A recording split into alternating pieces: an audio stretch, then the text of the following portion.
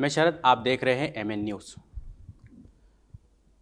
इस वक्त महाराष्ट्र के जो विधानसभा चुनाव 2024 के संपन्न हुए हैं और इसी पर हम चर्चा करने के लिए माननीय वामन मेश्राम साहब के साथ में जुड़े हुए हैं, जो कि भारत मुक्ति मोर्चा के राष्ट्रीय अध्यक्ष हैं और राष्ट्रीय परिवर्तन मोर्चा के राष्ट्रीय संयोजक हैं।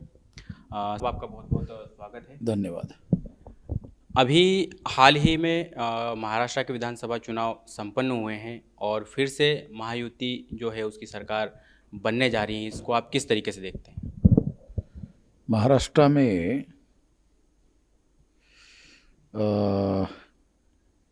जो जरांगे फैक्टर है, जरांगे फैक्टर ने मराठा लोगों को ओबीसी के आरक्षण में शामिल करने का जो अभियान चलाया और उसको बहुत कम समय में बहुत बड़े पैमाने पर आरएसएस बीजेपी के द्वारा दावपेच के तहत प्रोजेक्ट किया गया। जरांगे के समर्थन में प्रोजेक्ट नहीं किया। जरांगे का फैक्टर मराठा लोगों का ध्रुवीकरण करने की दृष्टि से उन्होंने उसको प्रोजेक्ट किया। उसका परिणाम ओबीसी के ध्रुवीकरण पर हुआ। इस बात को जरांगे ने भी मेरे मुलाकात में स्वीकार किया कि हाँ, ऐसा हो रहा है। तो ओबीसी भय की वजह से, प्रतिक्रिया की वजह से कि मराठा अगर मान लो महाविकास आघाड़ी चुनकर आती है तो मराठा को रिजर्वेशन मिलेगा और उससे ओबीसी का रिजर्वेशन खत्म हो जाएगा। इसके परिणाम स्वरूप ओबीसी के वोटों का बीजेपी के समर्थन में ध्रुवीकरण हुआ। इसकी वजह से इतने बड़े पैमाने पर इनकी सीटें चुनकर आई है। ओबीसी का ध्रुवीकरण जरूर हुआ है बीजेपी के समर्थन में, मगर ओबीसी को कोई फायदा नहीं होगा, क्योंकि तीन बड़े चेहरे चुनाव में बताए गए, एक फडणवीस का, एक शिंदे का, एक अजीत दादा का। तो शिंदे और अजीत दादा ये दोनों मराठा है और फडणवीस ब्राह्मण है। इसमें ओबीसी का कोई चेहरा नहीं है।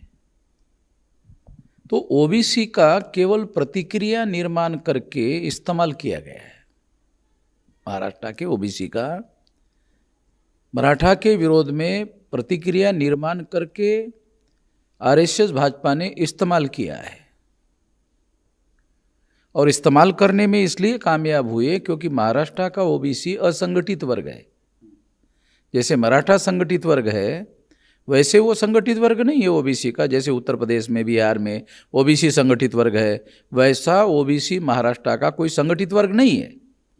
ये एक असंगठित वर्ग है। इसका बीजेपी ने, आरएसएस ने प्लान बनाकर मराठा के विरोध में प्रतिक्रिया निर्माण करके, और प्रतिक्रिया निर्माण करने के लिए महाराष्ट्र के तमाम इलेक्ट्रॉनिक और प्रिंट मीडिया का बहुत बड़ा पब्लिसिटी देने के लिए जरांगे को उपयोग किया गया है। और इसके पीछे मकसद मराठा लोगों को कुछ देना लेना नहीं था, बल्कि ओबीसी के ऊपर प्रतिक्रिया निर्माण करने का मकसद था, ताकि ओबीसी इकट्ठा होकर प्रतिक्रिया में बीजेपी के समर्थन में वोट डाले और ओबीसी का इस्तेमाल किया जा सके। ऐसा हुआ। ये जो ओबीसी का ध्रुवीकरण हुआ, इसकी वजह से बेनिफिट हुआ है। इससे खतरा था, ओबीसी के ध्रुवीकरण का खतरा था। मराठा का ध्रुवीकरण उन लोगों को महाविकास आघाड़ी के समर्थन में खड़ा होगा, तो वो रोकने के लिए दो मराठा चेहरे, अजीत दादा और शिंदे, दोनों को रखा गया ताकि मराठा के ध्रुवीकरण को भी रोका जा सके और ओबीसी का ध्रुवीकरण 100% बीजेपी के समर्थन में खड़ा हो जाए, मगर मराठा वोटों का ध्रुवीकरण विभाजित हो जाए। ये रणनीति कामयाब रही है। जैसे जो बीजेपी गवर्नमेंट के जो है देवेंद्र फडणवीस का भी इसमें ये कहना है कि हमें इससे ज़्यादा फ़ायदा ना होकर के जो योजनाएं उन्होंने लाई थी, जैसे लाडली बहन योजना है और इस प्रकार की ऐसी जो योजनाएं लाई थी, उनसे उनको फ़ायदा हुआ है, या फिर उन्होंने दूसरी एक जो इलेक्शन के समय में आपको पता होगा एक नारा दिया था उन्होंने, वोट जिहाद का, या फिर उसके साथ साथ में बटोगे तो कटोगे, या एक है तो सेफ है, इसको लेकर के वो ज़्यादा बयान कर रहे थे। इसको आप किस तरीके से देखते वो उनके पब्लिसिटी के जो स्टंट है, पब्लिसिटी के लिए जो बातें उन्होंने उठाई, वो तो बातें वो मीडिया वालों को कहते रहेंगे, मगर ये कहने की बात है अंदरूनी रणनीति के तौर पर उन्होंने लगभग 300 साढ़े 300 ओबीसी की मीटिंगें लगाई महाराष्ट्र में, उसकी कोई पब्लिसिटी नहीं की। ये जो चीज़ें हैं, लाड़की बहन और तमाम बातें जो है, उसकी उन्होंने पब्लिसिटी की, मगर वो 300 साढ़े 300 ओबीसी के जो गुप्त मीटिंगें की, उसकी पब्लिसिटी क्यों नहीं की? क्योंकि वो फैक्टर का उनको ज़्यादा उपयोग हुआ, वो बात वो डिस्क्लोज नहीं करना चाहते। वो बात है असली। ओबीसी का ध्रुवीकरण हुआ मराठा के विरोध में, वो ध्रुवीकरण की वजह से बेनिफिट हुआ, मगर उस पर पर्दा डालना जरूरी है उनको, क्योंकि आगे के लिए भी वो दूसरे लोग काउंटर कर सकते हैं। महाविकास आघाड़ी, शरद पवार, ये लोग आने वाले चुनाव में इसको काउंटर कर सकते हैं। शरद पवार का नाम जिक्र आपने किया है, ये जो इलेक्शन हुआ है, इस इलेक्शन में उनका जो बयान आया है, उन्होंने सीधे तौर पर सरकार के ऊपर कोई सवाल ना उठाते हुए उन्होंने ये कहा कि लोकसभा चुनाव में जो हमने काम किया था उसके वजह से अभी जो विधानसभा के चुनाव है इसके अंदर हम लोग काम करने में कई नाकामयाब रहे हैं, हम काम नहीं कर पाए हैं वैसे, ऐसा उनका बयान था। पवार साहब का ये बयान उन्होंने दिया और वो ये मानकर चल रहे थे कि जिस रणनीति के तहत उनको लोकसभा चुनाव में बेनिफिट हुआ, उसी रणनीति पर हम लोग काम करें, हमने काम किया, मगर उसको काउंटर स्ट्रेटेजी जो इन लोगों ने प्लान बनाई, बीजेपी और गठबंधन के लोगों ने प्लान बनाई, उसको काउंटर करने के लिए इन लोगों ने कुछ किया ही नहीं। लोकसभा का ही फार्मूला लेकर विधानसभा के चुनाव लड़ते रहे। इसलिए जो फडणवीस और आरएसएस और भाजपा के लोगों ने जो काउंटर प्लान बनाया इनका कि भाई इन लोगों को लोकसभा के चुनाव में जिस वजह से बेनिफिट हुआ, उसको काउंटर करने का प्लान उन्होंने बनाया। वो जो काउंटर करने का प्लान उन्होंने बनाया, मराठा के विरोध में ओबीसी की प्रतिक्रिया निर्माण करने का, उसको ध्यान नहीं दिया। उनको लगा जो फार्मूला लोकसभा में चल गया वही फार्मूला विधानसभा में भी चल जाएगा, तो उन्होंने काउंटर, फडणवीस ने और इन लोगों ने तो काउंटर कर दिया इनके लोकसभा के रणनीति को, मगर जो इन्होंने काउंटर किया उस काउंटर को काउंटर करने की स्ट्रेटेजी पर उन्होंने प्लान नहीं किया पवार साहब ने। ये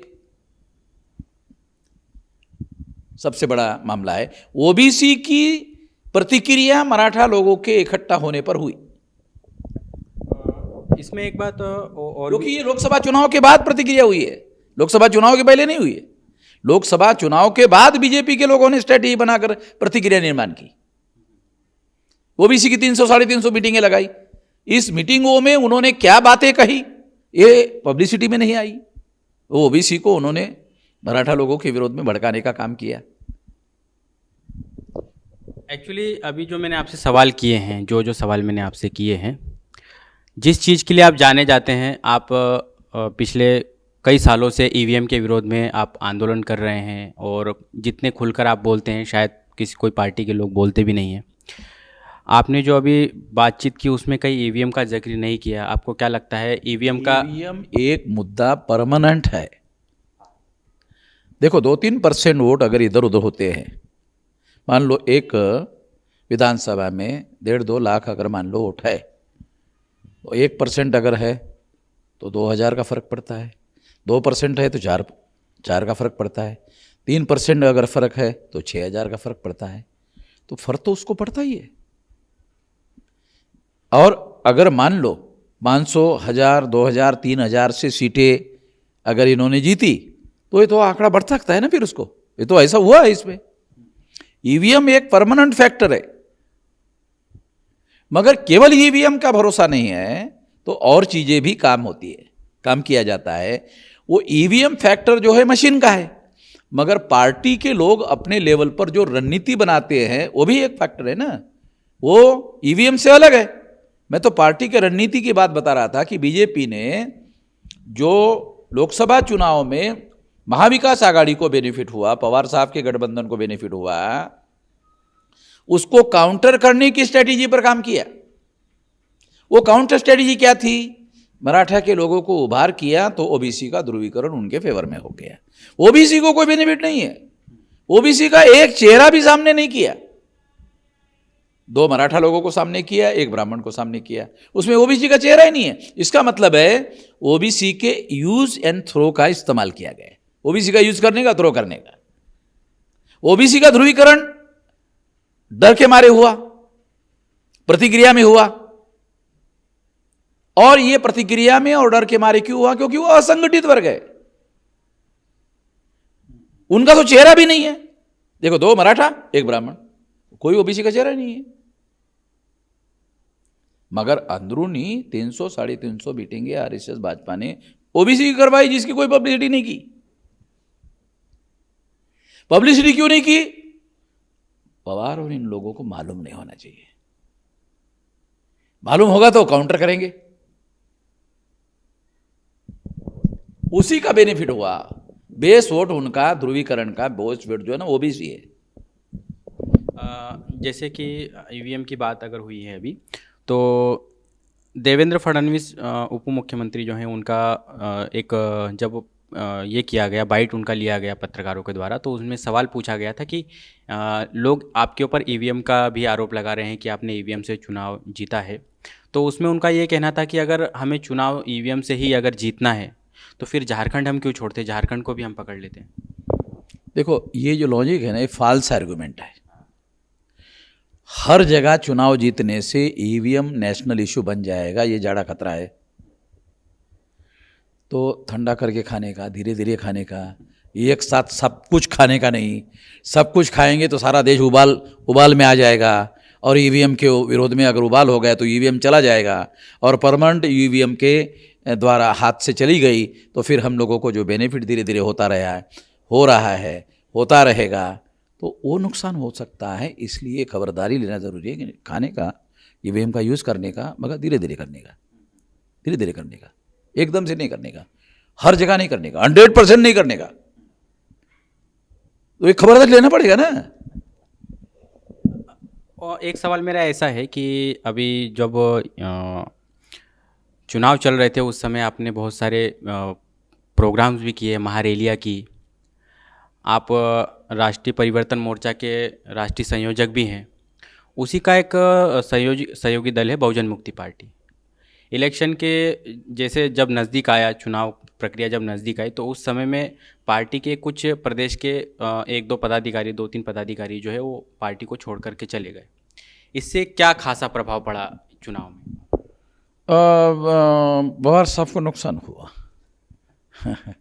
पवार साहब ने उनको बेनिफिट लेने के लिए लिया था, तो वो तो गद्दार लोग हैं, और गद्दार की प्रतिक्रिया हुई कि इनको सबक सिखाना चाहिए, तो नुकसान हुआ उनको, पवार साहब को।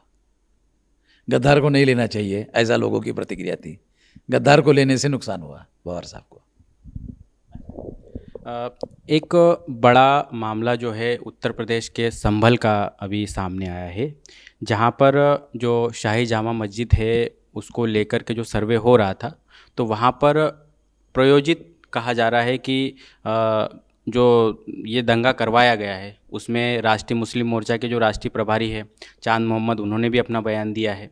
उसको आप किस प्रकार से देखते हैं? देखो, सारे देश भर में आरएसएस भाजपा का सारा जो खेल है, वो खेल हिंदू मुसलमान बनाने पर है। उनकी सफलता हिंदू मुसलमान बनाने पर है। अगर SC ST OBC के लोग सामाजिक आधार पर वोट डालते हैं तो वो बीजेपी के विरोध में जाता है, धर्म के आधार पर वोट डालते हैं तो बीजेपी को फायदा होता है। तो जिससे बीजेपी RSS को फायदा होता है वो धर्म का आधार है। तो इसलिए धार्मिक ध्रुवीकरण करने की रणनीति पर RSS भाजपा काम कर रही है सारे देश भर में। जहाँ जहाँ वो ध्रुवीकरण में करने में कामयाब होती है वहाँ उनको सफलता मिलती है। उत्तर प्रदेश में उनकी सरकार है, पुलिस यंत्रणा उनके नीचे है, उनके नियंत्रण में है, तो वो धार्मिक ध्रुवीकरण के कार्यक्रम को चला सकते हैं, फसाद करवा सकते हैं। और पहले का भी उनका रिकॉर्ड है धार्मिक ध्रुवीकरण करने के लिए। फसाद में बहुत तीव्र ध्रुवीकरण होता है, जब फसाद होता है तो तीव्र ध्रुवीकरण होता है। और ये जो सामाजिक जागृति है SC ST OBC की, ये खत्म होकर मुसलमानों का उभार किया जाता है मीडिया के द्वारा, ताकि SC ST OBC के ऊपर धार्मिक प्रतिक्रिया निर्माण की जा सके। वो SC ST OBC के नाम पर वोट डालने के बजाय मुसलमानों के विरोध में हिंदू बन जाए। कोई ब्राह्मण हिंदू धर्म का प्रचार करता हुआ दिखाई नहीं देता, क्योंकि हिंदू धर्म के सिद्धांत क्या है? वो तो ब्राह्मण धर्म की सिद्धांत है। ब्राह्मण धर्म की सिद्धांत क्या है? वर्ण व्यवस्था, जाति व्यवस्था, अस्पृश्यता, आदिवासियों का सेग्रीगेशन, महिलाओं की दासता, शूद्रत्व OBC के ऊपर थोपा जाना, ये तो सारा का सारा SC ST OBC के खिलाफ है। यानी इसका मतलब है ये ब्राह्मण धर्म है, जिसका प्रचार RSS भाजपा के लोग हिंदू धर्म के नाम पर करते हैं। और बैकवर्ड क्लासेस के लोग जो है इस जाल में फंस जाते हैं। ये उत्तर प्रदेश और बिहार में जैसे OBC का उभार है, तो वहां करने की उनको ज्यादा जरूरत पड़ती है, तो वहां वो ज्यादा करते रहते हैं। जहां जैसे महाराष्ट्र है, महाराष्ट्र में OBC का वर्ग संगठित वर्ग ही नहीं है, वहां वो बहुत आसानी से इसका इस्तेमाल कर सकते हैं। तो वहां उन्होंने इस तरह के फसाद करवाने के बजाय चुनावी रणनीति का उपयोग किया, साइलेंट तरीके से इस्तेमाल किया। उसके लिए उन्होंने मराठा फैक्टर को उभारा और OBC के ऊपर प्रतिक्रिया करके उनको संगठित करके यूज करके उनका तो चेहरा भी नहीं, तो उनको तो पॉलिटिकल पावर में शेयर भी नहीं मिलेगा। यानी ब्राह्मण को शेयर मिलेगा, OBC मराठा को शेयर मिलेगा, उनको कुछ नहीं मिलेगा। एक चीज़ और है इसमें, जैसे शुरू में ही मैंने आपसे एक वो पूछा था कि ये जो वोट जिहाद है या एक है तो सेब है, इस नारे को अगर आपसे पूछा जाए कि इसको क्या तरीके से जिहाद सार्वजनिक रूप से बोला जा सकता है, हिंदू मुसलमान के नाम पर बोलने से ज़्यादा खुलकर बात होती है और आचार संहिता उल्लंघन माना जा सकता है, इसलिए वोट जिहाद शब्द का यूज़ करते हैं। वोट जिहाद का अर्थ क्या है? वो पब्लिक में RSS भाजपा के लोग वोट जिहाद शब्द यूज़ करते हैं, मगर प्राइवेट में कहते हैं ये जिहाद मुसलमानों का है, क्योंकि जिहाद शब्द जो है वो हिंदी नहीं है, वो उर्दू है, अरेबिक है। वो पब्लिक में जिहाद शब्द कहते हैं और प्राइवेट में खोलकर बात कहते हैं। जिहाद का मतलब मुसलमान जिहाद कर रहे। अरे मुसलमान सारे लोग मुसलमान बनकर वोट डाल रहे, तो तुमको हिंदू बनकर वोट डालने के लिए क्या ऐतराज है? मुसलमान बनकर वोट डाल रहे, तो तुम हिंदू बनकर वोट डालो। ऐसा कहने के लिए जिहाद शब्द का यूज किया जाता है। आखिर SC ST OBC को कुछ कहना पड़ेगा ना, उनको प्रतिक्रिया निर्माण करने के लिए कुछ कहना पड़ेगा ना। अपने आप तो प्रतिक्रिया नहीं होगी, रिएक्शन नहीं होगी। अभी अगले महीने दिसंबर में बामसेप और भारत मुक्ति मोर्चा का राष्ट्रीय अधिवेशन है, इसके बारे में दर्शकों को और कार्यकर्ताओं को आप क्या अपील करना चाहेंगे? कार्यकर्ताओं को निधि संकलन और डेलीगेट पार्टिसिपेशन पर सबसे ज़्यादा जोर देना चाहिए और किसी बात पर काम नहीं करना चाहिए। केवल 2 ही मुद्दों पर ध्यान रहना चाहिए, किसी तीसरे मुद्दों को उठाने की जरूरत ही नहीं है। केवल 2 मुद्दे, बाकी जो मुद्दे उठाना है वो जनवरी में उठाएंगे या राष्ट्रीय अधिवेशन संपन्न होने के बाद उठाएंगे। तो आप थे राष्ट्रीय परिवर्तन मोर्चा के राष्ट्रीय संयोजक और भारत मुक्ति मोर्चा के राष्ट्रीय अध्यक्ष वामन मेश्राम साहब, जिन्होंने हमें बहुत सारी बातों पर जानकारी दी, बहुत बड़े खुलासे भी किए। तो आप सभी दर्शकों का बहुत बहुत स्वागत जो अब तक जुड़े रहे हमारे साथ। MN TV को सब्सक्राइब करें और ज़्यादा से ज़्यादा इस वीडियो को शेयर करिए। अब तक के लिए धन्यवाद।